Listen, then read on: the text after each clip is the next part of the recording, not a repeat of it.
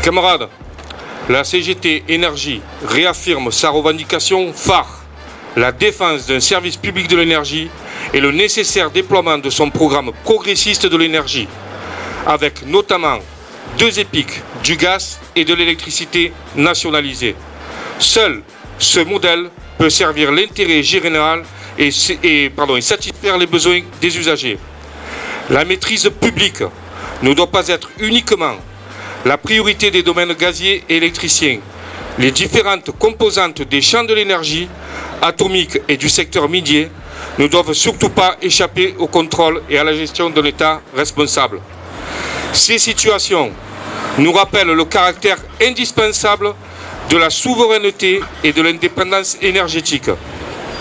C'est pour cette raison que le service public du gaz et de l'électricité, porté par la CGT, est encore plus crédible et pertinent. Ce modèle d'entreprise intégré et 100% public a fait la démonstration de son efficacité sur tous les aspects durant 70 ans. Pour la CGT, c'est la seule forme qui garantira les intérêts des usagers et permettra la transition énergétique. Les catastrophes sanitaires et géopolitiques que nous traversons mettent en évidence la nécessité d'être doté d'une industrie forte et d'avoir une maîtrise publique d'un maximum de secteurs vitaux. Mes camarades, dans l'énergie, la lutte du 7 au 17 décembre, combinée des électriciens et gaziers marseillais, mais également à Paris et dans d'autres endroits, partout dans le pays, a permis d'obtenir une hausse significative du pouvoir d'achat au travers des négociations d'accords de branche en 2022 en comparaison des autres années. La force et l'efficacité de ces services publics dépendront directement de l'engagement des travailleurs. Alors, reconnaissons-les, rétribuons-les, protégeons-les. C'est pour ces raisons que nous revendiquons un statut de l'énergéticien portant des garanties collectives de très haut niveau. À partir du 25 janvier, la grève est devenue reconductible pour les gaziers et les électriciens marseillais, sur des revendications plus locales, mais toujours axées sur le pouvoir d'achat, l'emploi et les conditions de travail. Les agents marseillais, tous unis, ont mené une lutte historique qui nous a menés à la victoire. Embauche, amélioration des conditions de travail et augmentation du pouvoir d'achat nous ont mené, grâce à notre mobilisation et à notre détermination, à une sortie de conflit plus qu'honorable où, par et grâce au collectif, le patronat n'a plus que courber les chines, signe que la détermination et la lutte paient, mes camarades. Le patronat ultralibéral qui, depuis la disparition d'EDF-GDF, nous mène à la détresse et à la marchandisation de l'énergie. Ce libéralisme appliqué est imposé par les technocrates bruxellois au secteur de l'énergie ne fonctionne que dans l'intérêt des actionnaires. La marchandisation de l'énergie et la casse du service public de l'énergie sont responsables de la hausse vertigineuse des factures. Désormais, plus de 12 millions de personnes sont en situation de précarité énergétique.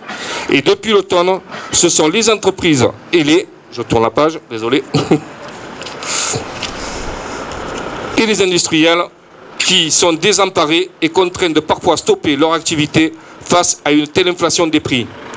Nous dénonçons les décisions trop tardives d'investissement dans les outils de production pilotables d'électricité, comme le nucléaire, et l'engouement délirant pour le développement des énergies intermittentes qui ne répondent pas aux besoins du système électrique. Ces décisions politiques sont responsables de la fragilité grandissante de notre système et de l'explosion des factures via des mécanismes furieux de tarifs et de taxes en tout genre. Aujourd'hui, le parc de production d'électricité est sous-dimensionné. La FNME-CGT rappelle que la nécessité absolue d'une politique nationale cohérente de planification des moyens de production et particulièrement d'une production pilotable bas carbone. La FNME-CGT a versé une larme en écoutant l'appel déchirant auprès des usagers par la Commission de régulation de l'énergie, appelée la CRE, grand artisan néolibéral et grand fossoyeur du secteur, à réaliser des économies de gaz et d'électricité face à la crise.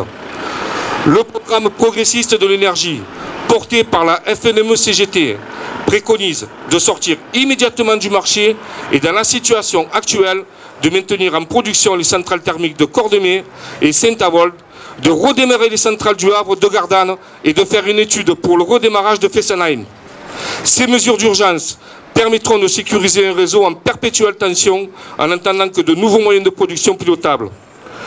Mes camarades, le syndicat CGT Énergie Marseille réaffirme son complet soutien, comme il a toujours fait, à nos camarades de la centrale de Gardanne, et en particulier au secrétaire général adjoint, touché personnellement par des actes inqualifiables et perpétrés par des gens que l'on ne nommera pas, mais qu'on connaît tous, ayant pour but de faire vaciller ou de mettre à mal les avancées mises en place pour la sauvegarde de la centrale et de leurs emplois. La CGT Énergie Marseille, avec les travailleurs en lutte, dénonce l'accaparation des richesses par les patrons sur nos salaires, les factures des usagers et plus globalement sur la financiarisation de tout le secteur énergique français.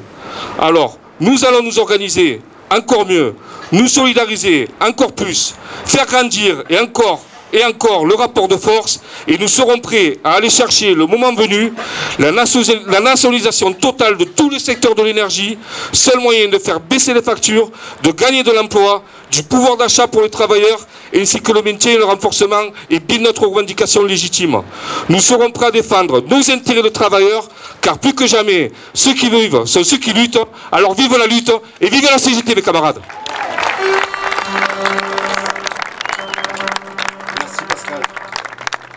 Maintenant, la parole